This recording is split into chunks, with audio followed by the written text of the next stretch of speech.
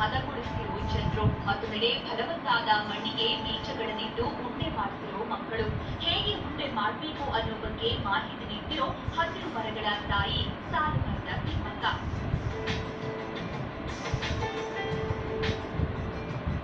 ನಾಳೆ ವಿಶ್ವ ಪರಿಸರ ದಿನ. ಹೀಗಾಗಿ ನಗರದ ವಿಶ್ವಪೀಠ ಶಾಲೆಯಲ್ಲಿ ಸೀಡ್ ಬಾಲ್ಸ್ ಮಾಡುವ ಮೂಲಕ ಪರಿಸರ ದಿನವನ್ನ ಆಚರಿಸಿದ್ರು.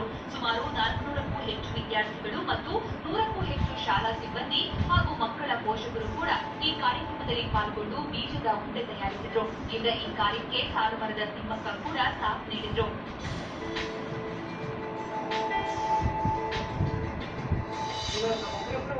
ಗಿಡ ನೆಟ್ಟಕ್ಕೆ ನಿಮಗೆ 300 ರೂಪಾಯಿ ಖರ್ಚಾಗುತ್ತೆ. ಒಂದು ಗಿಡದ ವ್ಯಾಲ್ಯೂ ಆಗಿರುತ್ತೆ, ಪ್ಲಸ್ ಟೈಮು ತುಂಬಾ ಜಾಸ್ತಿ ತಗೊಳುತ್ತೆ. ಈಗ ಈ ಬೀಜಗಳು ತಗೊಂಡು ಆ ಬೀಜದ ಚೆಂಡುಗಳು ಮಾಡಿ ನಾವು ಬ್ಯಾರಲ್ ಲ್ಯಾಂಡ್ಸ್ ಅಲ್ಲಿ ಅದನ್ನು ಹಾಕಿದಾಗ ಅದು ಗಿಡಗಳ ತರ ಬರುತ್ತೆ. ಇದು ಎಕ್ಸ್ಪೆನ್ಸಿವ್ ಇರಲ್ಲ, ಸ್ವಲ್ಪ ಬೇಗನೆ ನಡೆಯುತ್ತೆ. 70% ಇದರಲ್ಲಿ ಸಕ್ಸಸ್ ರೇಟ್ ಇದೆ ಅಂತ ಪ್ರೂವ್ ಮಾಡ್ತೀವಿ. ಬೆಳಗ್ಗೆಯಿಂದ ಸಂಜೆವರೆಗೂ ಸುಮಾರು 3 ಲಕ್ಷದಷ್ಟು ಬೀಜದ ಉಂಡೆಗಳನ್ನ ಮಾಡಿದ್ರು.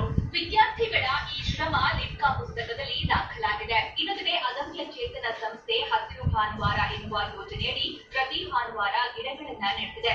ಇಂದು 75ನೇ ಹಸಿರು ಭಾನುವಾರಕ್ಕೆ ನಗರದ Basavanagudi national high school metro station ಬಳಿ ಚಾಲನೆ ನೀಡಿ 75